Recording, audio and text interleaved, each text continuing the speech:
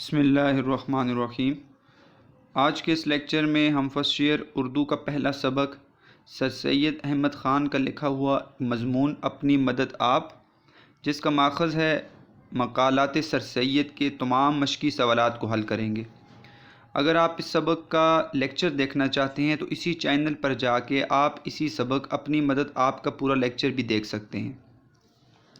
پہلا سوال ہے، وہ کون سا آزمودہ مقولہ ہے جس میں انسانوں اور قوموں کا تجربہ شامل ہے؟ جواب، مقالات سر سید میں شامل مضمون اپنی مدد آپ میں سر سید احمد خان نے کسی بھی قوم کی ترقی کا راز اپنی مدد آپ بتایا ہے۔ آزمودہ مقولہ، خدا ان کی مدد کرتا ہے جو آپ اپنی مدد کرتے ہیں۔ مفہوم، اپنی مدد آپ کرنے میں ہی انسانوں کی ترقی کا راز پوشیدہ ہے۔ اس چھوٹے سے فقرے میں انسانوں کا، قوموں کا اور نسلوں کا تجربہ جمع ہے۔ انسان اس وقت تک ترقی نہیں کر سکتا جب تک وہ اپنی مدد آپ کے اصول پر عمل نہ کرے، اور اپنے کاموں کے لیے دوسروں پر انحصار کرنا اس کے برعکس ہے۔ اس کے ساتھ ساتھ یہ انسانی تنزلی کا ضامن ہے۔ اس کے علاوہ اگر ہم تاریخ کی ورگردانی کریں یا حال پر نظر رکھیں تو معلوم ہوگا کہ ہمیشہ محنت کرنے والے افراد اور قومیں بام عروج کو پہنچیں۔ ناموری، عزت اور شہرت صرف اپنی مدد آپ کرنے والے اشخاص اور قوموں کو ملتی ہے، اور اللہ تعالیٰ بھی ان لوگوں کی مدد کرتا ہے جو آپ اپنی مدد کرتے ہیں، خود محنت کرتے ہیں اور اپنے کاموں کے لیے دوسروں پر انحصار نہیں کرتے۔ محنت انسان شروع کرتا ہے اور اس میں برکت اللہ تعالیٰ ڈالتے ہیں، اور اللہ تعالیٰ ایسے ہی افراد اور قوموں کی مدد کرتے ہیں۔ قرآن پاک میں ارشاد ہے، اور انسان کو کچھ بھی نہیں ملتا مگر جس کے لیے وہ کوشش کرتا ہے۔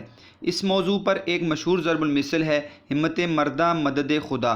بقول شاعر، خدا نے آج تک اس قوم کی حالت نہیں بدلی، نہ ہو جس کو خیال آپ اپنی حالت کے بدلنے کا۔ سوال، سر سید کے خیال میں کون سی قوم ذلیل و بے عزت ہو جاتی ہے؟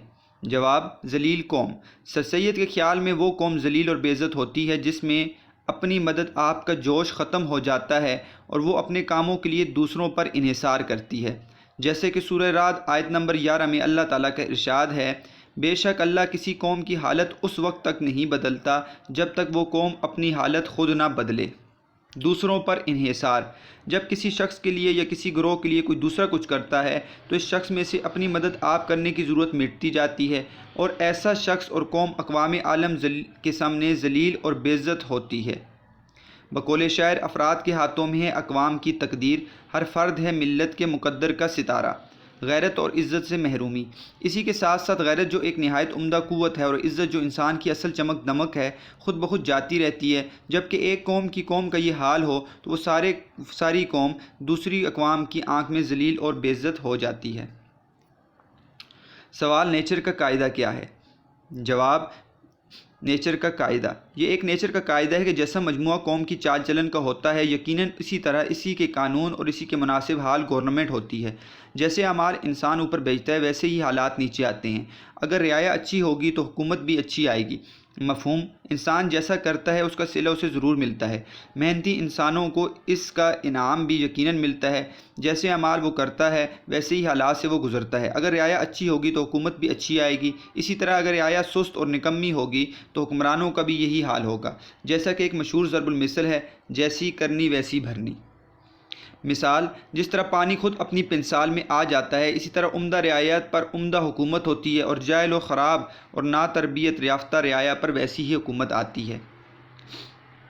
سوال، سبق اپنی مدد کا خلاصہ مرکزی خیال تحریر کریں۔ جواب، مقالات سر سید میں شامل مضمون اپنی مدد آپ میں سر سید احمد خان نے کسی بھی قوم کی ترقی کا راز اپنی مدد آپ بتایا ہے۔ مرکزی خیال، آزمودہ مقولہ، خدا ان کی مدد کرتا ہے جو آپ اپنی مدد کرتے ہیں۔ عزت پانا، جس قوم کے لوگ اپنے مسائل حل کرنے کے لیے خود محنت کرتے ہیں وہ عزت پاتے ہیں۔ قومی ترقی شخصی محنت، شخصی عزت، شخصی ایمانداری اور شخصی ہمدردی کا مجموعہ ہے۔ بے عزت ہونا، اس کے برعکس جس قوم کے لوگ خود محنت چھوڑ کر حکومت اور خضر کے آسرے پر زندگی گزارتے ہیں وہ بے عزت ہو جاتے ہیں۔ سوال، قومی ترقی کن خوبیوں کا مجموعہ ہے؟ جواب، مقالات سر سید میں شامل مضمون اپنی مدد آپ میں سر سید احمد خان نے انسانی ترقی کا راز اپنی مدد آپ بتایا ہے۔ شخصی محنت، محنت ہمیشہ کامیابی کی کنجی ہوتی ہے۔ کسی بھی قوم کے افراد میں محنت و مشقت کا جذبہ اور جہد مسلسل کا شوق ہو تو اس کے ترقی کے خوابوں کی تعمیر مل جاتی ہے۔ شخصی عزت، جب قوم کے تمام افراد انفرادی طور پر عزت اور نیک نامی کے لیے کوشاں ہوں گے تو وہ قوم زندگی کے مختلف شعبوں میں عزت اور شہرت حاصل کرے گی اور وہی قوم ترقی کرے گی۔ شخصی ایمانداری، جب کسی قوم کے افراد اپنی ذمہ داریوں کو پوری ایمانداری اور فرشنازی سے انجام دیں گے تو وہی قوم ترقی کرے گی۔ شخصی ہمدردی، اگر کسی قوم کے افراد میں ایک دوسرے کے لیے خلوص، ایثار، ہمدردی اور خیر خواہی کے جذبات ہوں گے تو وہ ایک دوسرے کے دکھ سکھ میں شریک ہوں گے تو وہ قوم ترقی کرے گی۔ بقول شاعر، اپنے لیے تو سب جیتے ہیں اس جہاں میں، ہے زندگی کا مقصد اوروں کے کام آنا۔ اگر ہم انفرادی طور پر ان خوبیوں کو اپنا کر قومی شکل دیں گے تو ہم ترقی کے دروازے ہمارے لیے کھل جائیں گے اور ہم قوموں کی برادری میں ایک آبرومندانہ زندگی گزار سکیں گے۔ سوال، قومی تنزلی کن برائیوں کا مجموعہ ہے؟ جواب، سر سید احمد خان کی تحریر اپنی مدد آپ کے مطابق قوم شخصی حالتوں کا مجموعہ ہے۔ دراصل ایک قوم کی بد چلنی، بد تہذیبی اور زوال در حقیقت اس قوم کے زوال کا باعث ہے۔ اگر کسی قوم میں درجہ ذیل برائیاں ہوں تو وہ ضرور زوال کا شکار ہوں گے۔ نمبر 1، شخصی سستی، کاہلی اور کام چوری کا نتیجہ ہمیشہ ناکامی ہوتا ہے۔ کسی قوم کے افراد میں اگر وہ برائی موجود ہے تو وہ قوم تنزلی کا شکار ہوگی۔ شخصی بے عزتی سے بھی قوم کی بدنامی ہوتی ہے۔ ناپسندیدہ، غیر اخلاقی اور غیر قانونی کاموں میں انفرادی طور پر ملوث ہونے سے بھی قوم کی بے عزتی ہوتی ہے۔ شخصی بے ایمانی، جب کسی قوم کے افراد اپنی ذمہ داریوں کو پورا کرنے میں غفلت، لاپرواہی اور بے ایمانی کا مظاہرہ کرتے ہیں تو وہ قوم تنزلی کا شکار ہوتی ہے۔ شخصی خود غرضی، جب ہر شخص کی آنکھوں پر خود غرضی کی پٹی بندی ہو، جب سوچ کا محور اپنی ذات ہو، جب ہر کام میں اپنا فائدہ تلاش کیا جائے تو وہ قوم تنزلی کا شکار ہوگی۔ جیسے کہ بانی پاکستان قائد اعظم محمد علی جناح نے فرمایا، آپ کے لیے یہ ہرگز جائز نہیں کہ آپ جیسا چاہیں برتاؤ کریں اور جو چاہیں ریاست کے ساتھ دوسرے لوگوں کے مفادات سے قطع نظر کر کے۔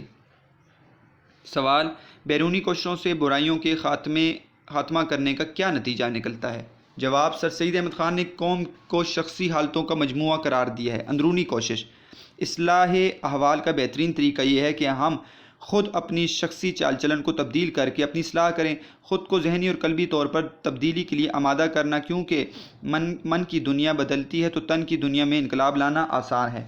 بیرونی کوشش، اصلاح احوال کا دوسرا طریقہ یہ ہے کہ کوئی بیرونی کوشش جیسا کہ کوئی انتظام، کوئی فیاض حکمران یا پھر کوئی خضر آ کر ان کی مدد کرے اور برائی کو جڑ سے اکھاڑ دے اور نیست و نابود کر دے، یہ تمام کوششیں بے سود ہیں۔ نتیجہ نقصان، سر سید کے مطابق بیرونی کوششوں سے کبھی برائیاں ختم نہیں ہوتیں بلکہ یہ برائیاں کسی اور صورت میں اس سے بھی زیادہ زور و شور سے پیدا ہو جائیں گی۔ سوال، سر سید کے خیال میں اصل غلام کون ہے؟ جواب، غلام کا عام تصور، عام طور پر اس شخص کو غلام تصور کیا جاتا ہے جس کو ایک خدا ناترس ظالم آقا نے خرید لیا ہے یا ایک ظالم اور خود مختار بادشاہ یا گورنمنٹ کی رعیت ہے۔ حقیقی غلام بلکہ وہ شخص اصل غلام ہے جو بد اخلاقی، خود غرضی، جہالت اور شرارت کا مطیع اور اپنی خود غرضی کی غلامی میں مبتلا اور قومی ہمدردی سے بے پرواہ ہے۔ بقول شاعر، خدا نے آج تک اس قوم کی حالت نہیں بدلی، نہ ہو جس کو خیال آپ اپنی حالت کے بدلنے کا۔ سوال، دنیا کی معزز قوموں نے کس خوبی کی وجہ سے عزت پائی ہے؟ جواب، قوموں کی عزت کا راز، بڑا سزا مسئلہ اور نہایت مضبوط، جس سے زیادہ دنیا کی معزز قوموں نے عزت پائی وہ اپنی مدد آپ کرنا ہے۔ اس اصول سے ہی دنیا کی بہت سی قوموں نے ترقی پائی، خدا ان کی مدد کرتا ہے جو آپ اپنی مدد کرتے ہیں۔ غلط فہمی، اس کے برعکس ہماری غلط فہمی یہ ہے کہ ہم اپنے کاموں اور اپنی ترقی کے لیے خضر، گورنمنٹ، انتظام یا کسی بھی بیرونی قوت کو ڈھونڈنے پھرتے لگ جائیں۔ حرف آخر، اصل ترقی کا راز اپنی مدد آپ میں ہے۔ ولیم ڈریگن کے اصول کا مفہوم بیان کریں۔ جواب، ولیم ڈریگن کا اصول، عام لوگوں کا خیال ہے کہ قومی انتظام یا عمدہ قوانین ہی قوم کو ترقی دے سکتے ہیں۔ یہ ایک قدیم اور غلط خیال ہے۔ سچا اصول وہ ہے جو ولیم ڈریگن نے ڈبلن کی نمائشگاہ دستکاری میں پیش کیا۔ ولیم ڈریگن کا شمار آئرلینڈ کے بڑے خیرخواہوں اور قومی رہنماؤں میں ہوتا ہے۔ انہوں نے جو اصول بیان کیا اس کے اہم پہلو مندرجہ ذیل ہیں۔ آزادی، ولیم ڈریگن کا خیال ہے کہ جب میں آزادی کا لفظ سنتا ہوں تو میرا ملک اور میرے ملک کے باشندے یاد آتے ہیں۔ ہم اپنی آزادی کے لیے بہت سی باتیں سنتے آئے ہیں مگر میرے دل میں یہ پختہ یقین ہے کہ ہماری آزادی کا انحصار خود ہم پر ہے۔ محنت، اگر ہم محنت کرتے جائیں اور اپنی قوتوں کو ٹھیک طور پر استعمال کریں تو اپنی بہتری کے لیے اس سے بڑا موقع کوئی اور نہیں۔ استقلال اور محنت کامیابی کا بڑا ذریعہ ہے۔ عمدہ قوم، اگر ہم دلی ولولے اور محنت سے کام کریں گے تو مجھے پورا یقین ہے کہ تھوڑے زمانے میں ہماری حالت بھی ایک عمدہ قوم کی مانند ہو جائے گی اور ہمیں آرام اور خوشی اور آزادی نصیب ہوگی۔ سوال، کون سی خوبیاں آدمی کو عمدہ اور قابل ادب بناتی ہیں؟ جواب: انسان کو معزز اور قابل ادب بنانے والی خوبیاں۔ سر سید نے سبق میں ان خوبیوں کا ذکر کیا جو انسان کو معزز اور قابل ادب بناتی ہیں۔ نمبر 1، علم کی بنسبت عمل۔ علم کی بنسبت عمل انسان کو معزز اور قابل ادب بناتا ہے۔ ہمیں علم کو بروئے کار لانا چاہیے۔ مکتب اور مدرسے کا علم طاق، صندوق، الماری یا کسی بڑے کتب خانے میں رکھا ہوتا ہے، مگر زندگی کا علم ہمارے روزمرہ کے کاموں اور معاملات سے آتا ہے۔ جیسا کہ ایک مقولہ ہے، علم کے سمندر سے عمل کا ایک قطرہ بہتر ہے۔ محنت اور عمدہ چال چلن۔ انسان اس علم سے معزز اور قابل ادب نہیں ہوتا جو اس کے اندر پوشیدہ رہے، بلکہ وہ اچھا چال چلن اور طریقہ جو دوسروں کے لیے متاثر کن ہوتا ہے وہ انسان کے لیے موجب عزت ہوتا ہے۔ لارڈ بیکن کا مقولہ۔ لارڈ بیکن کا ایک نہایت عمدہ مقولہ ہے کہ علم سے عمل نہیں آتا ہے، علم کو عمل میں لانا علم سے باہر اور علم سے برتر ہے، اور مشاہدہ آدمی کی زندگی کو درست اور اس کے علم کو بعمل یعنی کہ اس کے برتاؤ میں کر دیتا ہے۔ سوال ہے محاورہ اور روزمرہ۔ روزمرہ تعریف: روزمرہ اہل زبان کی بول چال کا نام ہے جو اپنی حقیقی معنوں میں استعمال ہوتا ہے۔ محاورہ دو یا دو سے زیادہ الفاظ کا وہ مجموعہ جو اپنے حقیقی معنوں کے بجائے مجازی معنوں میں استعمال ہو، محاورہ کہلاتا ہے۔ روزمرہ حقیقت ہے، محاورہ مجاز ہے۔ ہر روزمرہ محاورہ نہیں ہے، محاورہ روزمرہ ہو سکتا ہے۔ تبدیلی: روزمرہ اہل زبان کے مطابق بدلتا رہتا ہے، محاورے میں اہل زبان تبدیلی نہیں کر سکتے۔ قواعد کی پابندی: روزمرہ قواعد سے بالاتر ہے، محاورہ قواعد کی حدود میں آتا ہے۔